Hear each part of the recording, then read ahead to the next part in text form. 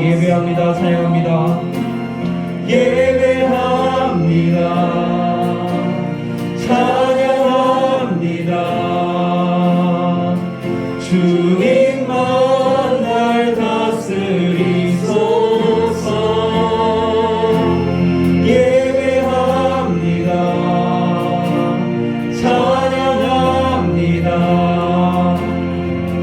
주님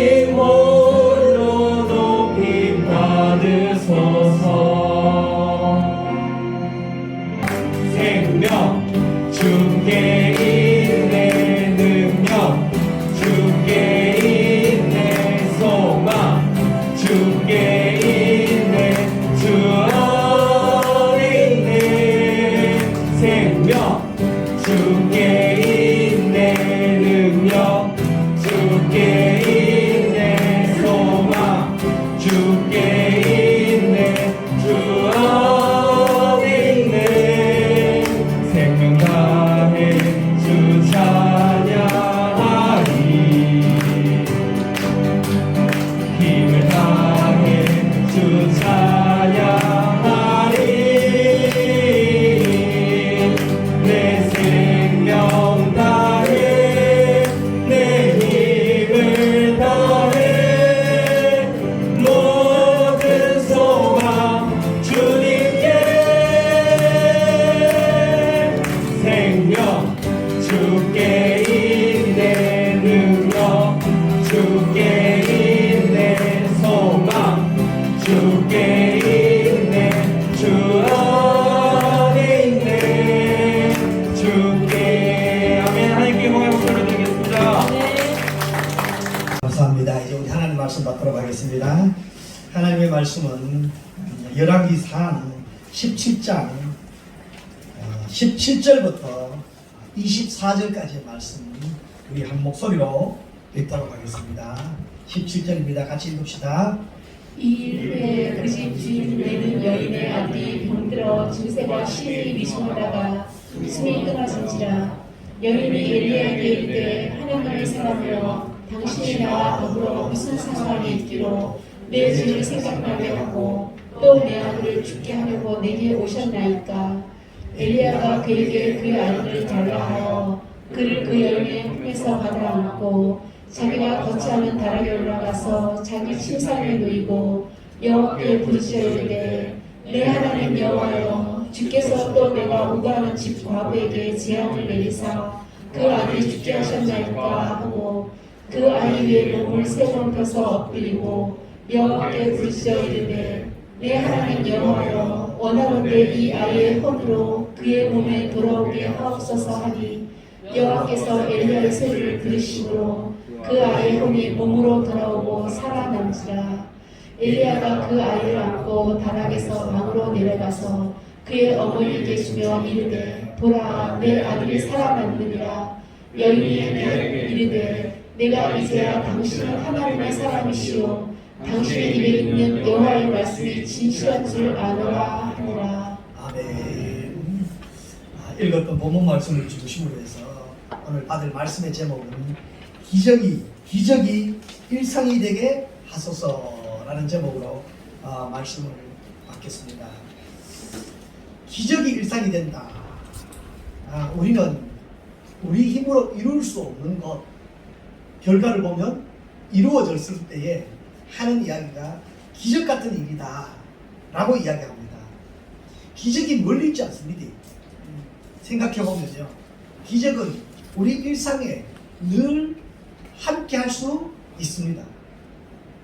어떤 중년의 여인이 어느 날 병원을 갔어요.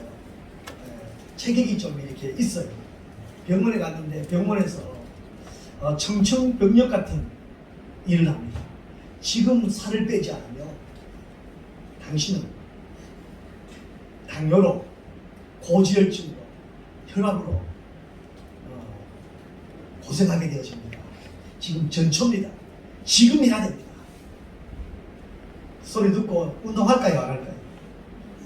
운동 열심히 하려고 마음만 먹습니다. 그래서 집에 와서 무슨 운동을 할까 걸으려고 생각해 보니까요, 좀 힘들어요. 자전거를 타려고 생각해 보니까요, 자전거를 아예 탈 수가 없어요. 한 번도 타지 않는 자전거라서 고민하다 하고 있는데 누가 그렇게 말을 합니다.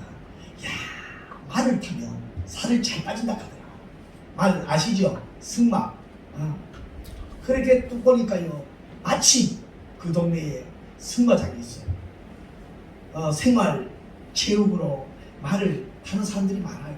가서 보니까 야, 저거는 될 것 같아요. 그래서 등록을 하고 한 달 동안 등록을 하고 열심히 아침 저녁으로 말을 타러 갔습니다. 드디어 열심히 타고 한 달 후에 어떻게 되었을까요? 여인이 살이 빠졌으면 얼마나 좋겠어요. 한 달 후에도 한 달 열심히 했는데도 불구하고 여인은 살이 안 빠지고 말이 빠져나갔어요. 그 말이 살이 쏙 빠졌어요. 포기해야 되나 말아야 되나 하고 있는데 그 승마장 주인이 다시 한번 권합니다. 한 달 가지고는 안 돼요. 한 달 더 타시죠. 더 등록하시죠. 생각해 보니까 그런 것 같아요. 등록했다는 소리 듣자 그 말이 기절을 해버렸어요. 어떡할래요? 이 여인은 기적 같은 일이 뭐냐면 자기가 원하는 만큼 살을 빼보는 것입니다. 이 여인의 기적은 살 빼는 건데, 그런데 이 여인이 늘 말을 타러 갈 때 뭘 어떻게 가는지 아세요? 오늘 가서 내가 운동하니까 열심히 먹고 에너지를 보충해서 말을 타러 가야지. 아침 저녁으로 갔다 오면 어떡해요? 열심히 운동했으니까 내가 힘이 없으니까 또 살 빠질까요, 안 빠질까요? 그러니까 그 무거운 걸 지탱하려고 말이 기절해서 죽어버립니다. 우리의 기적은요, 멀리지 않습니다. 사실은 아주 가까운 곳에서 우리가 늘 경험할 수 있는 가능성이 있는데 이 기적이 있습니다. 엘리야, 오늘 읽었던 본문 말씀에 엘리야는요, 굉장히 담대한 사람입니다.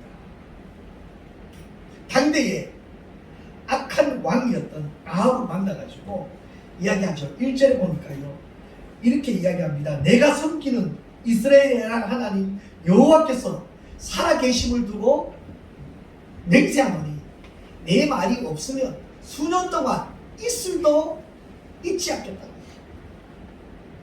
이 악한 왕 아합에게 가서 이렇게 당당하게 말할 수 있었던 것, 이건 목숨을 건 선포이거든요.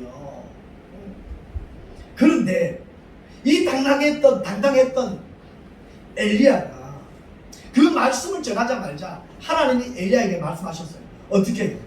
너 잘했다. 말 전했으니까 우리는 교회 충성하고 교회 봉사하고 나면 무엇을 기대해요? 그 대가, 복, 좋은 거, 잘 되는 거 기대하고 있는 그때에 하나님이 엘리야에게 죽기 전에 어떻게 하라고요? 도망가라. 어디로? 그리스 시내가로 도망가라. 운둔생활 하라고. 산속에 숨으라는 것입니다. 그때까지만 해도 괜찮았어요.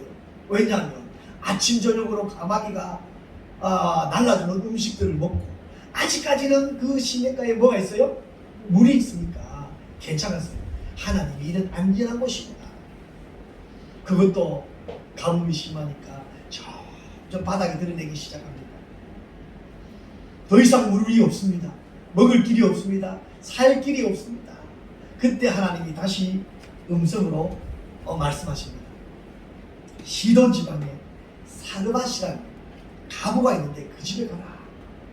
하나님의 음성 들었을 때 그 엘리야 입장에서 그 가부가 어떤 가부라고 생각했을까요? 시돈 지방에 아주 돈 많은 3년 동안 비가 안 와도 충분히 나를 케어할 수 있는 그런 부잣집 아닐까.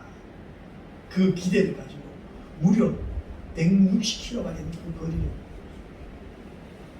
숨어서 갔습니다. 시돈 지방은 지난주에도 말씀드렸다시피 어떤 지방이에요? 시돈이라는 이 지방은 아합의 부인 이세벨의 고향입니다. 이세벨은 시집을 오면서 그 지방에 있는 우상을 가지고 바알이라는 이 우상, 풍요의 상징인 이 우상을 가지고 그 우상이 태어났던 성지입니다. 하나님은 거기서 역사기를 원합니다. 너희들이 믿는 풍요의 신 시돈 지방에서 하나님은 역사기를 원하십니다. 그 지역을 갔습니다. 기대했던 엘리야가 기대했던 그 부잣집 여인이 기다리고 있는 것이 아니라 가난에 찌들었어.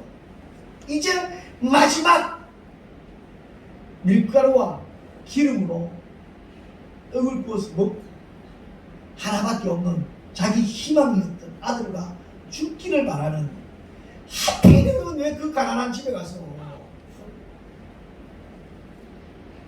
그런데 하나님은 거기서 역사하십니다. 왕 앞에서 엘리야의 행적들 한번 보십시다. 왕 앞에서 그렇게 당당하게 선포하고 그릿 시냇가로 도망하여 숨어서 운둔 생활을 하고 시돈 과부의 집에 갔어. 거기서 하나님 말씀을 통해서 그 여인을 살리면서 되어졌던 그 과정들, 그 동력이 무엇이냐는 것입니다. 그 동력이 뭘까요? 같이 봅시다. 하나님의 말씀이다. 하나님이 하라. 여러분, 오늘도 우리가 성경을 읽다가 감동 주시는 그 말씀, 성경 말씀 전체가 하나님의 말씀이에요. 그런데 내 의지, 선택적 말씀을 읽는 것이 아니라 말씀이 나에게 역사하게 되어지면, 말씀이 나에게 와닿게 되어지면 할 수 없어도, 하기 싫어도 이 말씀이니까 말이에요. 이 말씀의 동력입니다. 말씀이 임하게 되어지면 우리들의 자세는, 같이 봅시다. 말씀이 임하면 우리는 순종이다. 사르밧 지방에 갔습니다. 엘리야가 뜻밖의 여인을 만났는데 그 여인은요, 하나님을 아는 여인일까요? 모르는 여인일까요? 하나님을 모릅니다. 당신의 하나님을 두고 맹세합니다. 당신의 하나님. 이 여인의 고백이 그렇습니다. 당신의 하나님을 두고 맹세하노니, 그러니까 이 여인은 하나님을 모르는 사람입니다. 그럼에도 불구하고 엘리야가 부탁을 하니까, 엘리야가 오죽했으면 처음부터 어떻게 해요? 내가 먹어야 되니까 너 있는 떡을 구워가지고 내게 가져오고, 내가 물이 필요하니까 물도 좀 가지고 오라고 안 하고요. 쉬운 것부터 보니까 딱 하거든요. 쉬운 것부터 부탁을 하는데, 물 좀 가져다 주어서 내 목을 좀 시원하게 했으면 좋겠다. 그 집에 지금 가뭄 때문에 물이 있을까요? 없을까요? 그런데 순종하고 물을 가지고 갑니다. 뒷모습 보면서 거기 뒤에 뭐 듣는 둥 마는 둥 하지 않았을까요? 다 아는 떡 좀 부어서 내를 먼저 먹게 해달라. 그런데 그 여인이 들었어요. 순종을 했어요. 그 여인이 살았어요. 여러 날 동안 그와 엘리야와 그의 식구, 여러분, 우리 예수 믿으면 이 정도는 돼야 됩니다. 나를 통해서 이웃이 혜택을 누려야 돼요. 나를 통해서 이웃이 덕을 보아야 돼요. 그렇게 해야 복음 전하고, 그렇게 예수 전해도 또 좀 그게 약발이 있고 저래도 좀 웃기지. 실은요 이 나누면 사는 게 지금 어려워. 그 집에 소문 듣고 오는 사람이 한둘이 됐어요. 오면 혜택을 누리는 거예요. 2일 후에부터 오늘 시작입니다. 2일 후에 어떤 기적이 일어나냐. 매일 그렇게 되었으면 얼마나 좋겠어요. 매일 그런 행복한 시간들만 있었으면 얼마나 좋겠어요. 그런데 17절에 보니까요 2일 후에로 시작되죠. 2일 후에 일어나는 기적.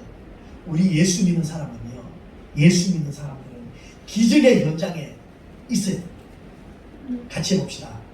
기적의 현장에 있어야 합니다. 누가요? 누가 있어야 돼요? 네가 있어야 돼요? 네. 기도하는 내가 그 현장에 있어야 그것을 내가 경험하든지 아니면 눈으로도 볼 수가 있지. 맨날 남의 가정 카드라 하고 다니실 거예요? 그것만 해도 어떤 사람들은 은혜라고 이야기해. 그러나 직접 경험해 보시자니까요. 그 위에 어떤 일이 일어나느냐. 안타깝게도 이 가부의 외동 아들이 중환병에 걸려가지고 갑자기 죽은 것도 아니고요. 중환병에 걸려가지고 시름시름 앓다가 가셨어요. 희망이 없어요. 우리 19절 한번 같이 읽어볼까요? 19절 같이 읽읍시다. 엘리야가 그에게 그의 아들을 달라 하여 그를 그 여인의 품에서 받아안고 자기가 거처하는 다락에 올라가서 자기 침상에 누이고. 이 기적의 시작입니다. 그 기적의 시작이 뭐예요? 아들이 죽은 것에서부터 시작입니다. 여러분, 우리 평화로교회 성도들 여러분들이요, 우리 평화로교회 부흥되기를 원하십니까? 네. 그러면 먼저 죽어야 돼요. 교회가 부흥되려면 한 사람 딱 죽기만 죽으면, 아니 연세 드셔서 어르신들 이제 기적을 다 하고 가시는 거 말고 우리 청년들 중에 아주 바팔한데 딱 죽기만 하면, 그때부터 제가 기도해서 살리겠어요. 살았다는 소문만 하면 아마 부흥되지 않을까 싶어요. 지금 부흥의 징조가 여기에 있어요. 무슨 징조야? 우리가 상식적으로 생각하면 이거는 지금 불운이고, 우리가 상식적으로 생각하면 이 초상이 나서 사람이 죽어간다. 안타까운 일이에요. 그러니까 이 아이의 엄마가 이야기합니다. 그때에 엘리야가 하는 말이 바로 오늘 말씀입니다. 엘리야가 그에게 이르되 그 아이를 달라. 기적의 현장에요, 개입을 하는 거예요. 개입을 한다는 것은 뭐냐면 그 현장의 중심으로 들어가는 거예요. 우리는 하나님의 능력을 믿어요. 내게 능력 주시는 자를 안에서 내가 모든 것을 할 수 있느니라. 여러분, 이건 그냥 말씀을 암기하고 있는 것이 아니라 이 능력이 우리에게 임하게 되어지면요, 우리가 여기에 대한 확신을 갖는 거예요.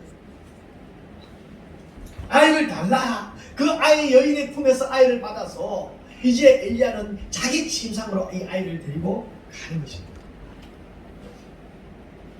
현장 중심의 주인공이 누구예요? 네?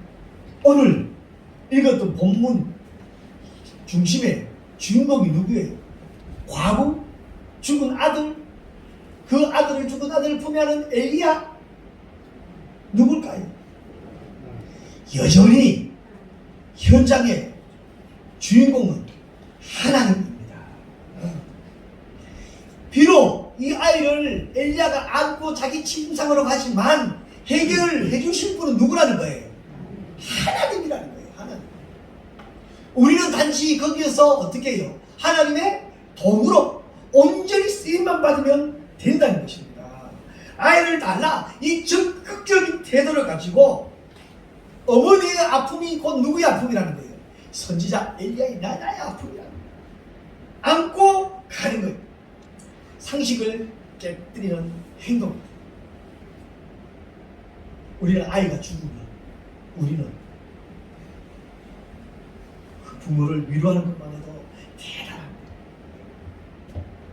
그 현장으로 들어갔습니다. 거기에서 기도하고 거기에서 기적을 얻을 수 있는 용기를 누릴 수 있는 것입니다.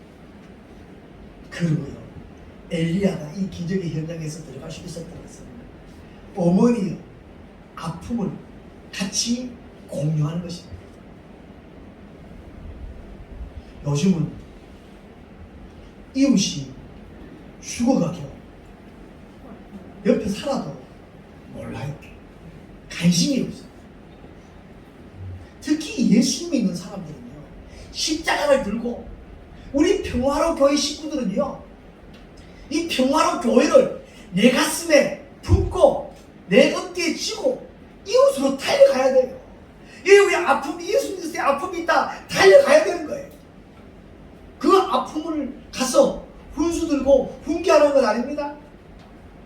같이 아파하고 같이 기뻐하고 같이 눈물 흘려주고 같이 눈물 닦아주고, 특히 많이 안 해도 돼요. 우리 주변에 한번 보셔요. 우리 이웃을 돕기 위해서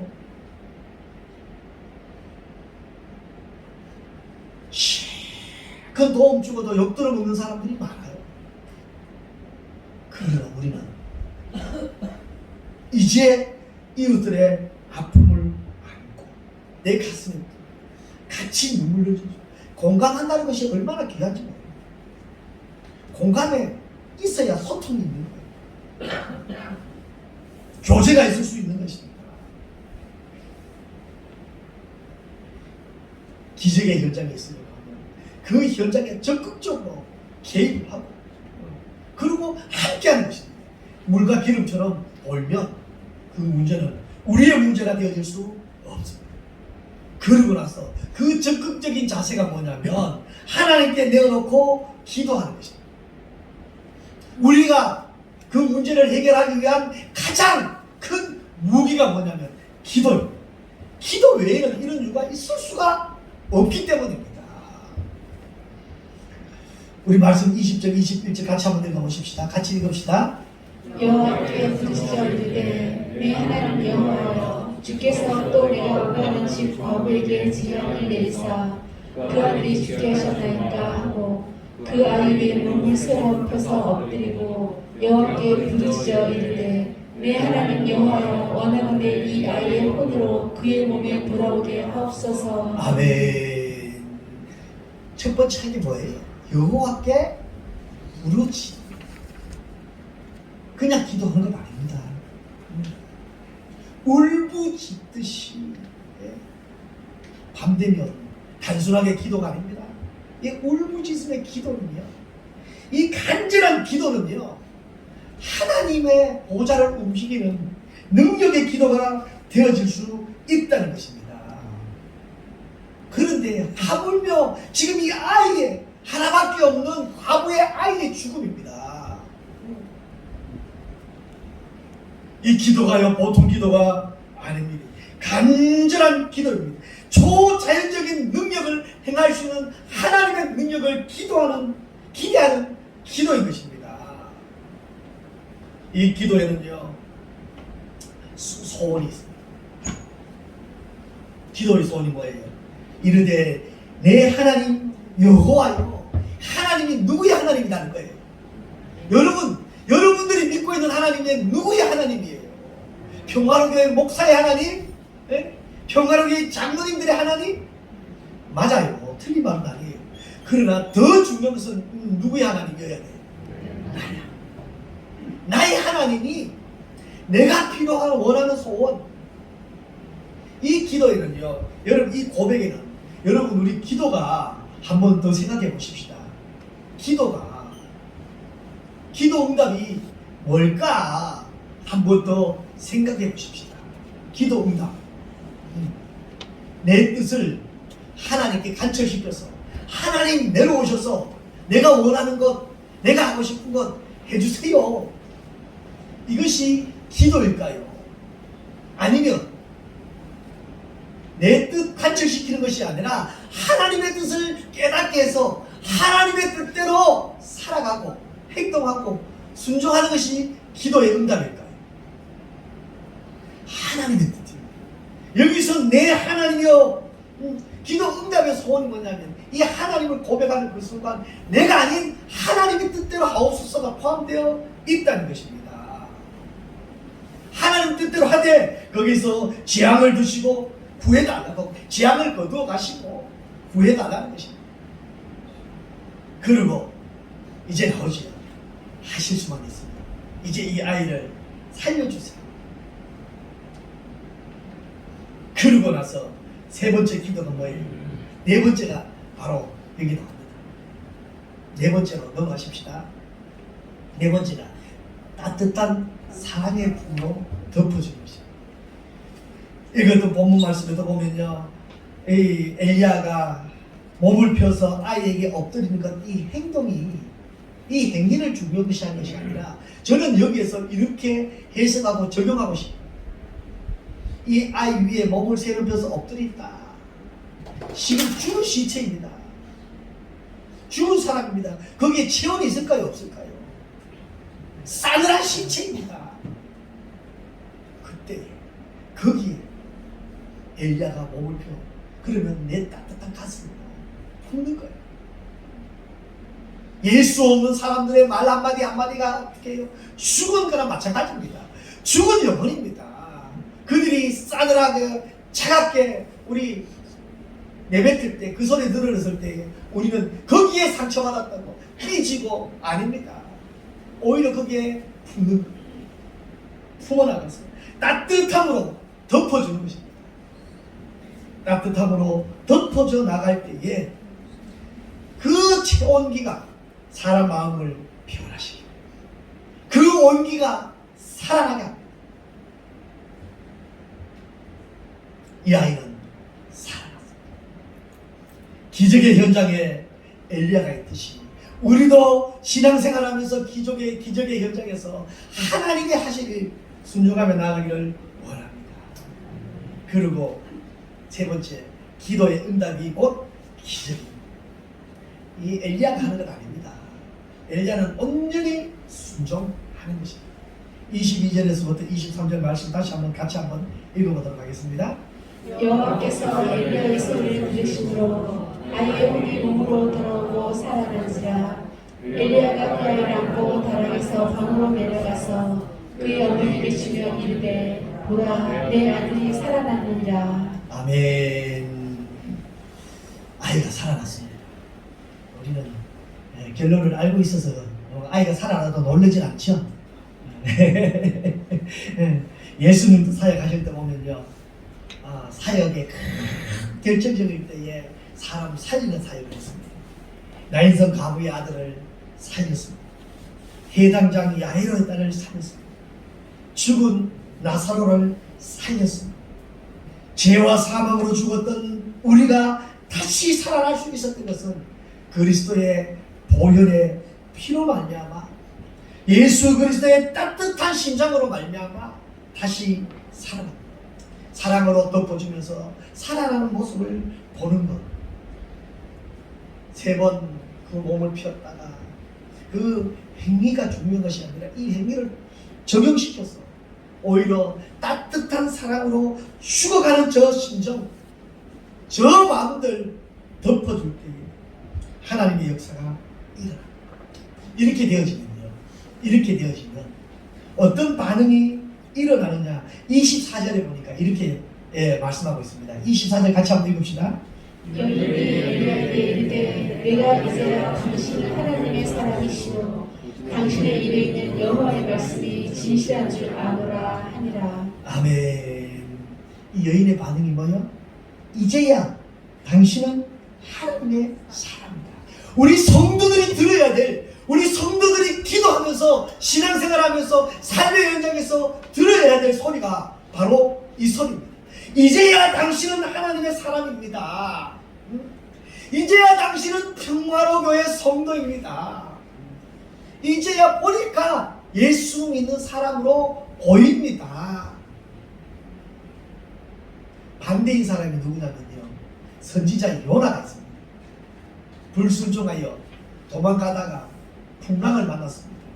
선원들은 살아볼 거라고 아까운 자기 물건들 바다에 던지는데 요나는 어디에요? 배의 밑창에 숨어서 주무시고 계세요. 보다가 보니까 물건 던지다 보니까 물건도 아닌 것이 숨어 있거든요. 끌어내가지고 너는 누구냐? 네가 어찌함이냐? 예수 믿는 사람들이 숨어서 죄짓고, 숨어서 거짓말하고, 숨어서 도둑질하고, 숨어서 남 괴롭히고 하니까 어찌함이냐? 어찌하여 여기 숨어 있느냐? 우리는 예수 믿는 사람 듣지 말아야 될 소리입니다. 반대로 예수 믿는 사람이 들어야 될 소리입니다. 이제야 당신은 하나님의 사람이다. 인생의 신비가 풀려지고 있습니다. 사르밧 가부는요, 여러분, 이 사실은 사르밧 가부가요, 엘리야에게 원망할 이유가 전혀 없습니다. 진작에 죽어야 될 가정이거든요. 살려서 이 후에 지금까지 앞 부분에서 지금까지 보면 약한 학자들이 이야기하기를 2년 정도 시간이 지났다고 이야기합니다. 진작에 2년 전에 죽어야 될 그 가정 엘리야를 통해서 살았잖아요. 그런데 시름 병들어 중환병에 걸려 이제 죽었던 원망 없는 거예요. 그만큼 더 살았으면 감사한데도 불구하고 원망을. 하나님을 만나면, 하나님의 음성을 들으면 그들은 살아나는 것입니다. 사랑하는 성도 여러분, 기적을 원하십니까? 기적을 기대하십니까? 그러면 말씀으로 돌아오십시다. 하나님에게로 돌아오십시다. 그리고 거기에서 순종하십시다. 순종하면 떠났던 영혼이 돌아오듯이, 그리고 하나님이 그 영혼을 살려주듯이 우리도 살아가고, 나를 통해서 우리 가정도 살아나고 우리 이웃도 살아나고 하나님의 나라가 살아날 수 있는 줄 믿습니다.